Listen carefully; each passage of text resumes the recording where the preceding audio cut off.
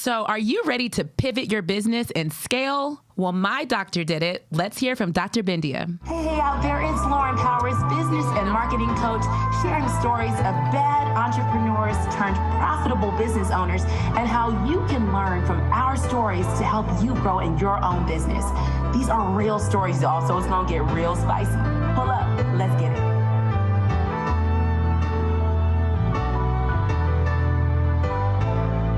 So the sun is shining a little brighter today because my boo, my doctor, Dr. Bindiya Gandhi is here. Hey, girl. Hey, Lauren. I'm so glad you were here. I'm so glad to be here. Thank you to come and hang out, y'all. My doctor, Dr. Bindiya, has an amazing practice indicator where she helps women like myself get your hormones in line, lose weight if you need to lose weight, and just have a doctor to call, you know? Like, so we have a doctor in the house.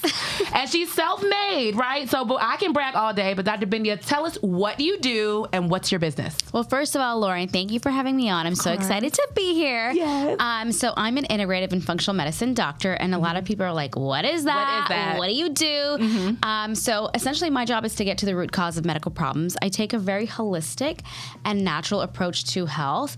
I intertwine the worlds of Eastern and Western medicine. Yeah. And so that's what makes me different. But essentially, it's giving people the best of both worlds so they can have the most optimal results and protocol for them. And a lot of people don't know what functional medicine is at all, or root cause, or any of that. And I was struggling so bad. I was stuck. You know, I felt very, very stuck with my mental stuff. Because a lot of that you didn't even know was the part of the business that I was closing. Oh, I remember. Oh, yeah. Okay, wait a minute. I remember. I must have been laid on the couch a little bit too long because, like I was broken. I felt very, very broken from that business that kind of dragged me down. And my body had a physical response. Yes. Who knew that you could have a physical traumatic response from running a business? Yeah, you know, the chronic stress and part of your stuff started even before COVID, right? Yeah, so then like when you and I worked, it was literally like in the middle of COVID, right? So all that chronic stress impacts your body. It impacts your mood, your energy, your hormones. My life. It impacts your libido, guys. Yeah, I mean, and girls. We talked about that. Everything. I felt so stuck, and I could not identify that it was that, you know, that big beast that took me down, and I was just in this rut. And so, you know, you'll always have a place in my story, being part of my story, for bringing me out. Yeah. You know, and not dealing with stress. I know at the time you and I were working together, and still are. You were making a critical shift in your business, because medicine, as we know, you take your insurance card, you go to the doctor, and you just get regular checkups. But you're a level. So tell us about like how long you've been in practice, what it was like before, and, you know, then we'll get to the pivot. The pivot. I know. So I have been in private practice, in my own practice, for 5.5 years, almost at this point. Congratulations. Thank That's you. a big deal. Yeah, so I am double board certified in family medicine as well as integrative medicine. So when I initially started my practice, it was primary care. I was doing a lot of primary care. I was incorporating my integrative medicine, but it wasn't to kind of the level that I wanted it to be. But I was doing this for a good 3 years before I was like, whoa, something's got to change. I'm With not primary happy. care. With primary care. So my whole concept of practice was I was practicing integrative medicine in a primary care model. Okay. And it doesn't work. So it was kind of, I wanted to merge both worlds. Yeah, you can't. But you can't. No. And I honestly, Lauren, had really good intentions of practicing integrative and functional medicine world in the primary care model. But for the type of medicine I do, I see less patients. I'm spending more time with patients, which is what patients want. What we want, exactly. Right? But then insurance was not really compensating me, right? Like if I could show you what insurance was paying me, it's kind of embarrassing, and I laugh at it now. Oh, I already know. You don't even have to say it. Like, I know for the time and the energy that you're giving, if I were to submit my Blue Cross Blue Shield, you may get, what, $75, $125 Yes, on the high end? Yes, but sometimes I was getting $19 back. No, you weren't. No, you weren't. Yeah, $19. $19 Yeah. to do what? Yeah, exactly. And that, but we don't know that as a patient, and we have an expectation just because of the way that the medical industry is in America. It's insurance pays for it. What you get paid is not my issue. Yeah. Right. And actually, I could be kind of pissed off at you if you even try to challenge me about my insurance. Yes, exactly. It's supposed I don't give a damn about your business. Yes. But that's how patients think. Yeah, exactly. They don't give a damn. And not just that, I lost a lot of money, Lauren, in the first couple years because I really was, insurance is going to pay. And then I had like this, patients are sweet. They'll pay after the fact. No. Oh, your collections, your outstanding collection was ridiculous. Yeah. Like, because patients, after insurance didn't pay, they're not going to pay, and they don't care if it goes to collections or if it affects their credit because who cares? It's negligible. It's medical. It's medical. Right? Who cares? Yeah. And so here I am like, holy crap, how am I going to keep my business afloat and pay the bills? And this is before COVID, guys. So, and fairly new in business before COVID, because we're talking about COVID now is what, three years ago now. Mind you, Lauren, let me tell you the backstory. You know this too, but guys, I started my practice December of 2017, and I was 8 months pregnant with my first baby. And she's had like 500 kids since then. Like, she's beautiful family. You have to make sure you go over Instagram and see that. But yes, this is a baby maker over here. Beautiful girl. So that was just baby number one. It was baby number one. And then, 2 months later, February 2nd, I had my first baby. Yes. Went on, literally, it was like 6 weeks. You went right back to work, didn't you? It was like 6 weeks maternity leave, but it's not really maternity leave because it's your business, it's private practice. I was working behind the scenes the whole time, and people wanted to see me. They didn't want to see my nurse practitioner. Mm-hmm. And I would get complaints about my nurse practitioner. Loved her. She was so sweet. But they wanted me. It's not you. I was the name and the face of the practice that I had built. When I started the practice, I had accumulated a lot of patients from my previous practice that followed me. Yeah. So, which was primary great. Care. Right, which was great. They wanted me. And so I came back to work pretty quickly. And so that's essentially, I had challenges from day one. I want the listeners that are listening, do you guys ever think of your physician as a business owner? For doctors that aren't in Emory or Piedmont or Wellstar or whatever, they actually pay rent, y'all, and have they're entrepreneurs trying to pay their bills. I know we have this thought, all doctors are rich, all doctors are, privileged or whatever. They're just gifted money. When you are doing it on your own, how many, you can start to think, how many patients do I need to see? How do I have to get a bill collection company because my collections are outstanding? And you were homegrown. How did you even learn to run a medical practice? Or did you? I don't know. 5.5 years in, I'm still like, what am I doing? Like, how am I doing this? Right. One thing I will say is I wish that I had taken business classes or went to business school. No, so in medical school and residency, I got 0 business classes. And, even in undergrad, like I did not take one business class because I was like, I'm going to be a doctor. Like, I don't need business classes. Like, seriously, that was my mentality. I get it. And even when I was pivoting from my traditional primary care practice, which I was making really nice money at the time, right? Mm-hmm. And I was like, yeah, this sucks because I'm making these people millions of dollars, right? Because I would the group that you're working for. I was working for, and I was like, that's when I was like, I gotta go, right? Mm-hmm. Plus, I'm not happy here, and I really want to practice integrative and functional medicine. I'm not fulfilled, right? Mm-hmm.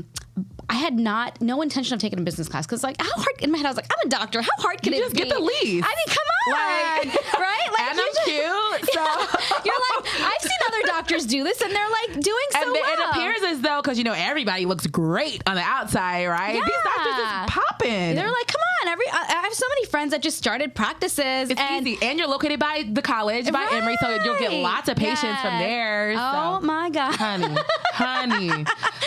I wish I had a reality check like 6 years ago because I probably would have made different decisions back then. Or thought through it differently, right?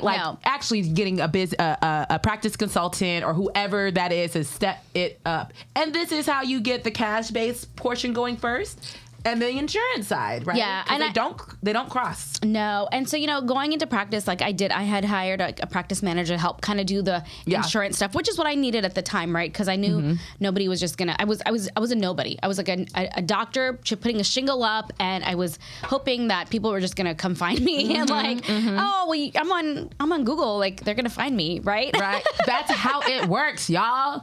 You just build it and they come. Duh. But honestly. I really wish if I knew what I knew now, like I would be in a different situation, but it's okay. It's like a learning. And you needed it. Yeah. Obviously, like your business wouldn't be where it is now. Yeah. If you didn't really like be in the thick of it and had to learn, because I know how many people you've had to hire. Okay. We haven't even talked about that yet. There yet. Okay. All right. So now we're still in the first 2 years. Mm-hmm. You're getting your footing underneath yourself. Your practice is small in terms of you don't need 30 people. No. So you got a small team. You had your services outlined perfectly, right? Yeah, From day one. I did. I mean, I did a lot of homework. I did a lot of prepping. Yeah. And don't get me wrong, I did talk to a lot of people, had consultants and people. You were in masterminds and doing all the I really things. did do some of that stuff very early on. But it wasn't until guys, I did my taxes that first year. Taxes. So it's everybody taxes. 2019, and then my husband goes, Bindiya, do you know how much money you just lost? And I was like, No, I'm fine though. We're good. We're good. We're still afloat. But your We're business good. wasn't at a profit. No. By the end of the second year. Right. No. And so we had done a lot of math. We had done some stuff and performas. You pay expensive consultants to give you all these projections. Yeah. We did all that. And we were and at this point we were okay, we had already signed our first mastermind group in 2019. And we're getting we're learning some more.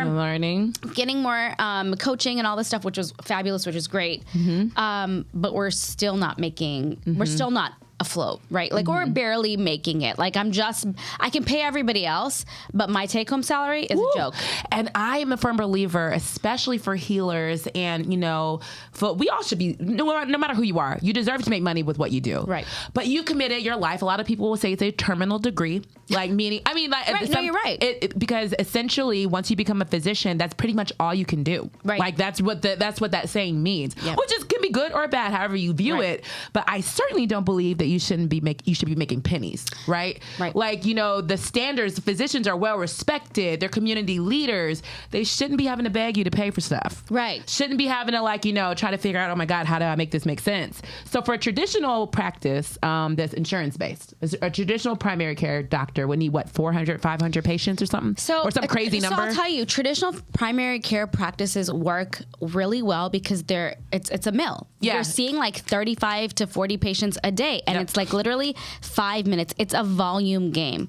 And that's what I got out of. And I could not go back to that. I promised myself I would not do that. It was not right for my soul. And it's not you. I knew I was not giving my patients the best care. And I also knew that I did not spend all this additional money and fellowships and training to go back to that. To go back to the standard way. And I want to be clear too, that type of medicine, it has a place. It has to keep our America, healthy, as healthy as we can be. Right.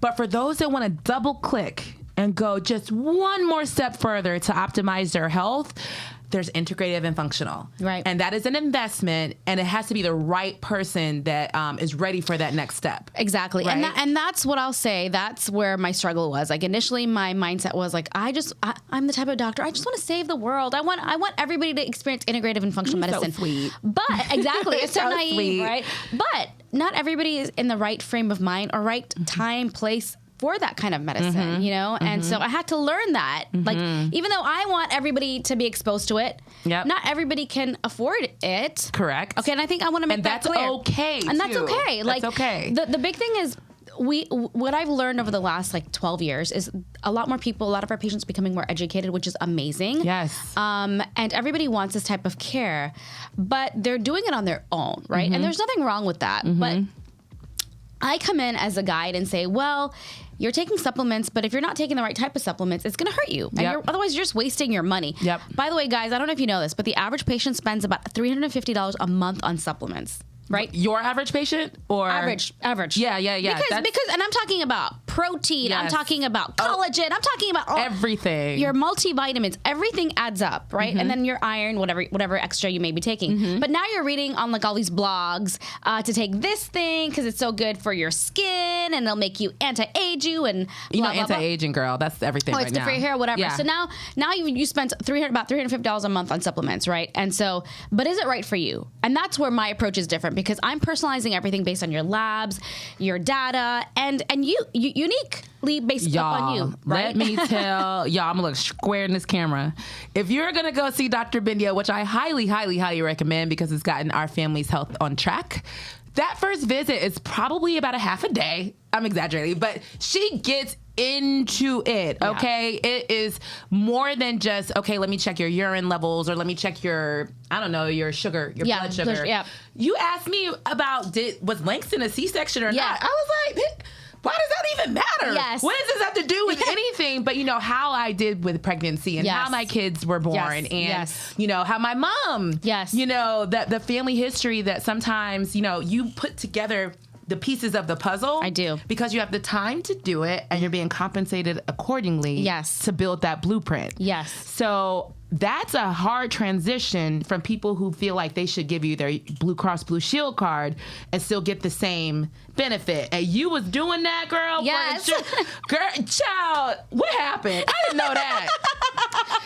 That doesn't mix at all. So what was the wake-up call for you? And was there ever a rock bottom moment in your business that made you just crack open? Yeah, I think honestly it was a long time coming. I really was trying the best I could, but I also noticed, and I mean this with a lot of love, every time a patient would use their insurance to see me, they were stuck behind these limited beliefs that insurance would cover everything. Insurance. You were teaching them poor mindset. Right. Already. It was like, well, if insurance is not going to pay for supplements, I'm not going to take it. If insurance is not going to pay for this functional testing, I'm not going to do it. If insurance is not going to pay for this, I'm not going to do it. And so here we are. I can't help you. I can't help you because you're bound by insurance. You don't want to go above and beyond what insurance will do, then I can't help you, and I cannot go above and beyond. I would see these patients, Lauren, 3 months or 6 months later, and they're in the same situation. It would frustrate me, and I'd be like, what am I doing wrong? Is it me?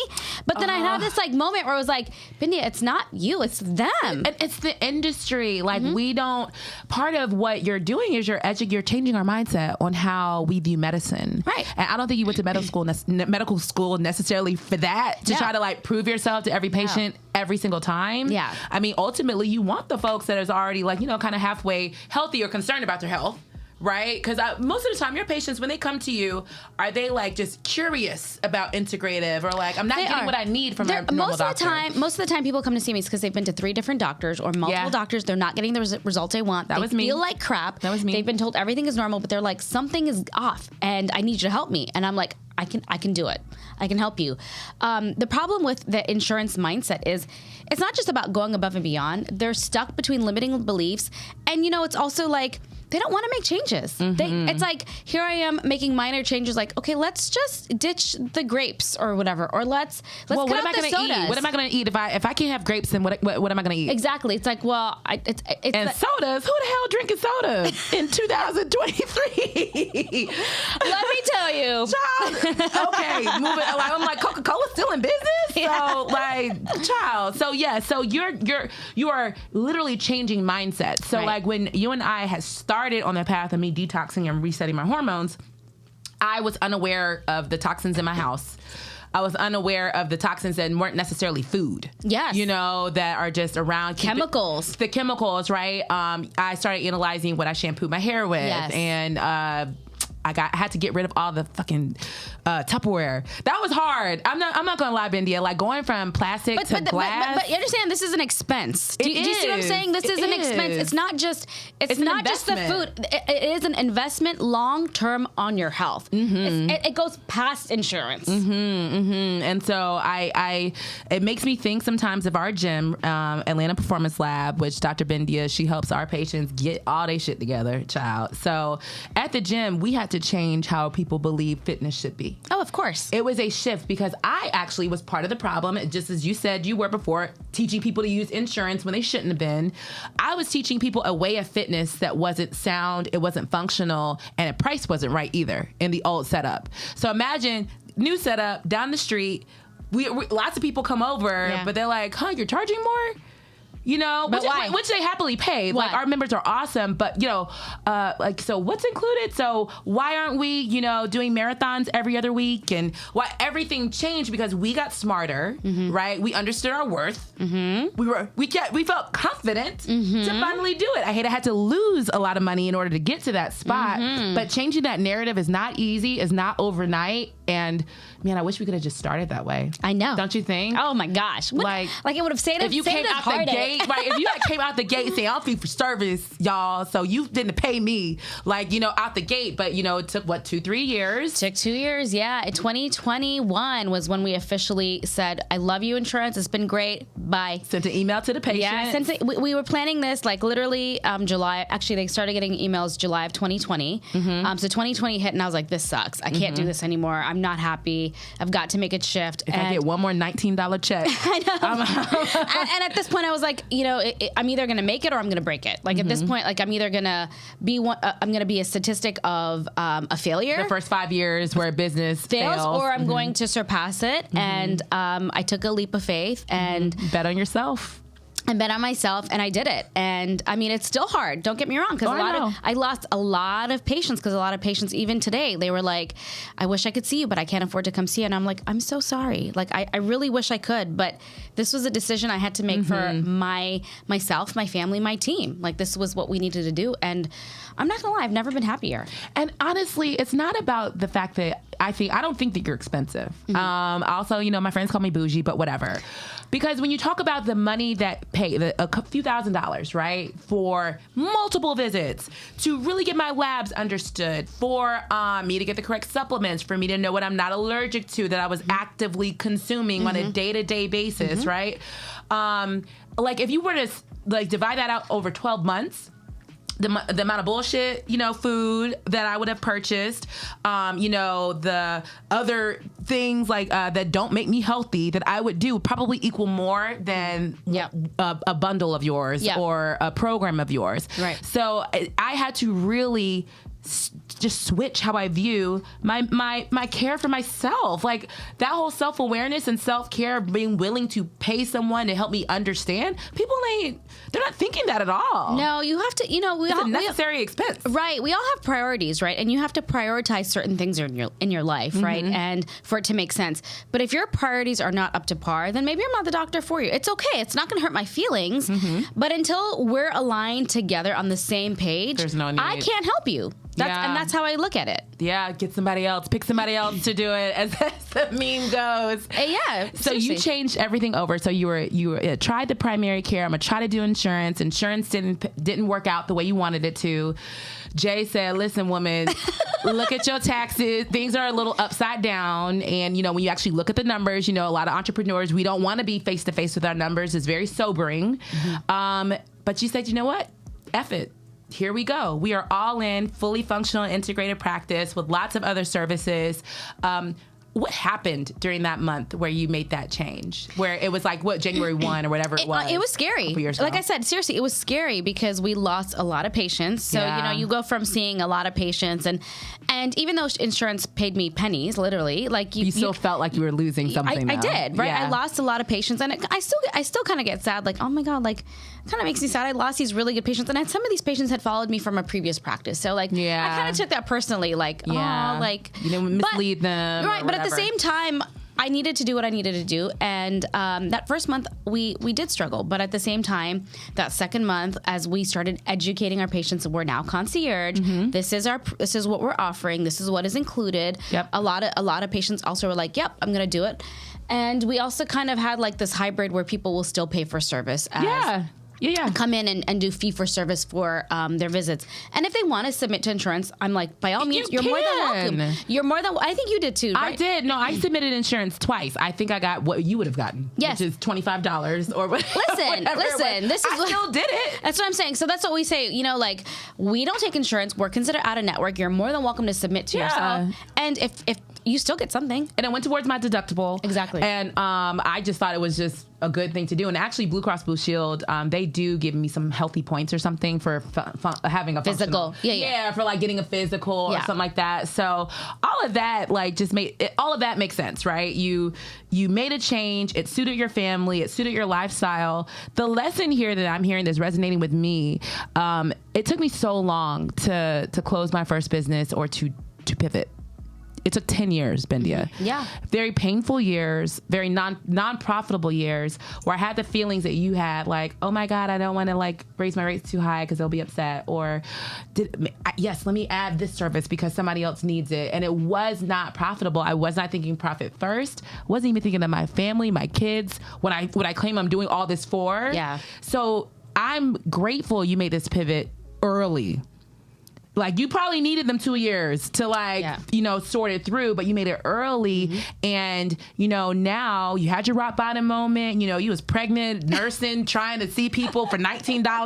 I understand. Okay. So January 1, 2021, change happens, struggle for a couple of months. What's it been like for the past couple of years? I know you're still figuring it out, but tell us what it's like now. Honestly, any business, my husband and I actually on the way here, we're just talking about this. 1 month is going to be great. 1 month is not going to be so great. That's business. That doesn't mean you give up. Mm-hmm. That just means you've got to refigure things out. Every month you need to have a meeting with yourself, essentially, and you look at the numbers and you need to kind of say, love this. What do I need to fix? Yeah. What do we need to improve upon? Yeah. I'm not gonna always something, right? I'm not going to sit here and tell you I'm perfect because I make mistakes all the time. We're not perfect. I thought we were. Yeah, but you're always trying to get better. A constant state of getting better can never be flat. Yeah. You can never be, just on that hamster wheel. No, and I will say the biggest thing that you need to continue doing is keep evolving yourself personally, professionally. Yes. But from a business perspective, what can you always improve? Your patients, your clients are always giving you feedback. Mm-hmm. Sometimes good, sometimes bad. Mm-hmm. But you take it with everything is constructive criticism, right? Every day you're learning something new so you can make tomorrow better. Mm-hmm. That's how I look at it, right? Mm-hmm. So that's something that I look at with my staff, with my patients, with everything. Yeah. How can I make tomorrow or next week or next month better than it was yesterday or last month? And that's what I think is really important, the game changer. Yeah. You can work on yourself all day, but at the same time, how are you going to implement these changes that you're realizing? Mm-hmm. That's kind of important. It is. And actually listening to feedback, though, Bindiya, you have to listen to feedback. Your patients will tell your clients or whomever will tell you exactly what they like. And I'll be honest, in my earlier stages of entrepreneurship, I didn't check in, with my client type to really figure out am I on the right path. I would just be like, man, we're down this month. Okay. No, no problem solving, right? For me, even today, before I got here, I was thinking to myself, okay, why has so-and-so not come back? Some patients, sometimes they'll come back, sometimes they come back a little. Is it because they're traveling this month, or were they unhappy with my care? Mm-hmm. Because I want to retain patients and clients. Of course, retention matters. Right? New business and so retention my question matters. is why? Did we do something wrong as a practice, as a team? What can we improve upon? Because these are things that I can know for the next client, the next patient, right? Because the things that you take for granted. It's so easy to get stuck in the hustle and bustle of life, and especially with me, I'll see so many patients, I forget who I saw last month or 3 weeks ago. Oh yeah. Right? And so then I'm like, wait. Why hasn't this person come back? What's going on? I need to know. I love that you check. A lot business owners don't do that, Bindiya. Because it's hard. It takes time. It takes effort, and then you do something with the feedback. How do you implement? And you've gone through some iterations of what your concierge practice looks like. Do you mind explaining to us what a concierge medical practice actually is? Yeah. So what we do, and you may talk to different people, and they have different plans and different outliners. Sure. But what we do is we have memberships. We have standard and a premium membership where we include all visits with our patients and clients over a 12-month period, right? Okay. And we're seeing them either in person, virtually, or on the phone. Mm-hmm. So it's an office visit, essentially. And again, if they want to submit to insurance, you're more than welcome to. I'm spending time with them, doing a whole integrative treatment protocol with them. So it's not just a traditional 5-minute visit. I wish it were. I'm seeing it's a visit. It's minimum 30 minutes to an hour is what I'm spending with them, even for follow-ups, right? So I'm seeing them over a 12-month calendar year, we include IVs, we include discounts on supplements, we include discounts on aesthetics if people are interested in that. We're including other things that they might find interesting or they may want. We're kind of like that one-stop shop. Instead of going to a plastic surgeon to get your Botox, we can do your Botox for you. Did y'all hear that?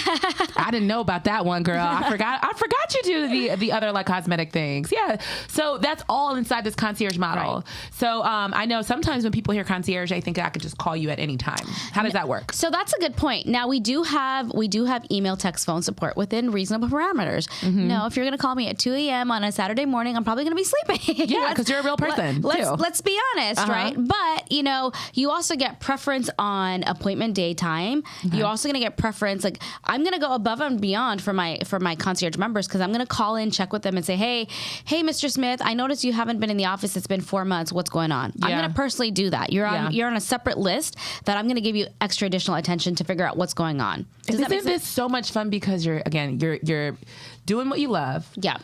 The time doesn't seem to be as stressed because, you don't have to have a patient volume of 1,000 patients in order to give good quality care or, to make your money and to do what you need to do. It's a smaller patient base. Yep. You have more time, getting compensating accordingly. So your heart is telling you to check in on Mr. Smith. That's what you're going to do is check in, That's right? exactly what I'm going to do. I love that that's the approach. That's what I think we all want from our doctors, honestly. Of course, if it's the model that pays for it. Now, tell me, through this process, I know you've had to really niche. So you're still a physician. You see lots of different things. People come to you for lots of different reasons. But what really, really jazzes you when you're going to the practice in the morning? What type of patient? I mean, honestly, I love seeing everyone, and I love challenging patients. Honestly, you do. I do. Not like chronically ill challenging, but I do. Yes, because I'm still a detective at heart. I'm still trying to be like, what's going on with that patient? What can I do differently? Yeah. What I will say really brings me joy again. Like coming over here, I was just talking to a patient, just checking in with her. The fact that she had been to a doctor dealing with this medical issue for the last 3 years. And her feedback to me was like, Dr. Bindiya, I've been in your protocol for 3 months. And this thing that always came back positive is officially negative.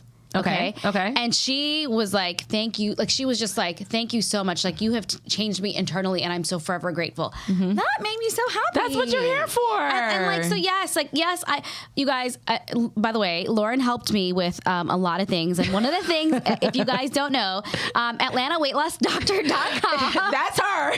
That's me. I love that people still find that you are that, like, yes. So I do a lot with weight loss, all means, rebalancing hormones, all that other good stuff. But I still have people with gut issues, reversing autoimmune conditions. That's the the root cause of it. Yeah, like stubborn weight loss and all that. You get into the leaky gut. You find out the chronic stress, the stress on the body. And is the majority women? Honestly? Majority of patients right now in my practice are women, age 35 to about 55. We do see our males in there, so if you're listening, come see me. Yeah. But we do see everybody, and we do help everybody essentially. But I love the challenging cases because it's like, it's like, oh my God, I figured this out. Like, I got this. And y'all should know too, Dr. Bindiya has a very diverse practice. So we've been kind of sharing some members and patients that we refer to Dr. Bindiya frequently. So I just know in our community and the Black community specifically, how we deal with chronic stress that's unresolved. And everyone says that you're just okay, even though I fainted yesterday. I mean, I didn't, but you know what I'm saying? Like, that's like a story that's pretty normal. Or really painful periods because, it's normal. Yeah, they normalize. It's normal. Yes. And they normalize mental health or not normalizing it actually, or other things. I agree 100%. All of that is, different communities and sections of people. And what I've appreciated is that because you do have such a diverse background and population of patients, it ain't like you ain't never seen the Black girl that's stressed out and got fibroids and struggle. Yep. Like you're in Atlanta. So you've got that depth. And I think, and it's honestly, if your hormones are out of whack or you don't even know that it's out of whack, if you can't lose weight, if you got stress, if you're always like feeling weird, Dr. Bindiya, she would get you right. Okay. I'm gonna tell you, she will get you right. So Dr. Bindiya, we went through rock bottom moment. Practice is booming. What's life like today? Like, we're constantly getting new patients. You're still do you still go on the news every now and again? I do. Yeah. Podcasting. What we got going on? Yeah. Podcasting for sure, guys. Check me out, Reset, Renew, Revive. Yep. But yeah, you'll often see me on like local news and different, like, I'm always writing for Mind, Body, Green or other outlets. I enjoy that kind of stuff. It's super fun. But honestly, the biggest thing that I love about my practice is the fact that I have work-life balance. Amen. The fact that I can drop my kids off to school in the morning. All three of them. All three of them. All three girls, by the way. All three girls. Drop them off to school. Have a nice, busy, productive day. Yes. Leave work at time to go pick them up. Yeah. Cook dinner. To me, like, you're building the life you love. That is the one thing. Like, sometimes there are days where I'm like, I could go back and work for these big practices and be making maybe 4 or 5 times more or whatever, right? Sure. But I won't have the work-life balance. And at this point, what is it? And we're young, you know what I'm saying? We only 40, okay. Yes. So, we've got lots of time left to play. And it's like, at what point does time actually become more valuable than money? And I feel like I'm kind of there right now. To me, work-life balance was so important. Like, I want to be present for my kids. Absolutely. I want to be able to pick them up early when needed. I want to be able to take them to their dance practice, to be doing these other things.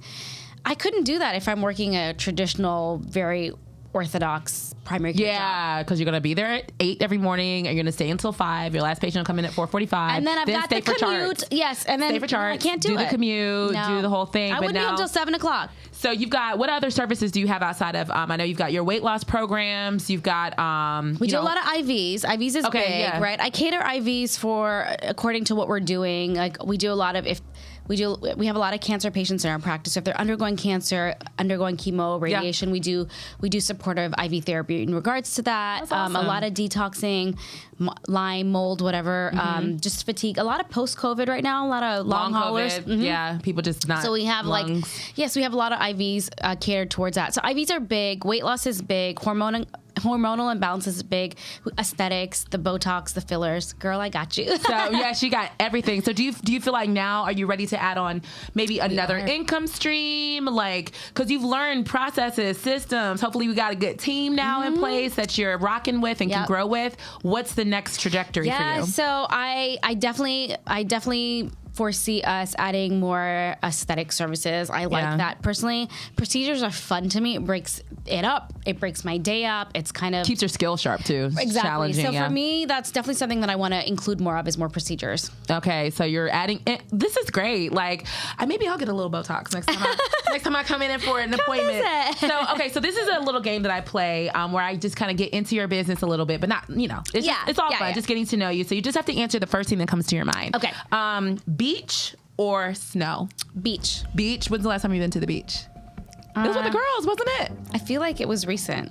Well, we kind of went to Miami over spring break. Does that count? Oh, yes. You're so bougie. Was it where you I took did my you 3 yacht? girls. Did you yacht? We did. Oh, my God. Of course you did. I took the 3 girls on a yacht, and they were like, what is this? Of course you did. Okay, next question. That salt check. Okay, so you're a medical doctor, right? So, but you have other certifications and specialties. So, what's your preference, supplements or pharmaceuticals? Supplements, guys. Ooh, that's a challenge right now going on. Okay, so now, do you and Jay, do you like to stay in and have a glass of wine, or do you go out for dinner? We would prefer to go out for dinner, but we're doing a lot of staying in right now. Yeah, I know.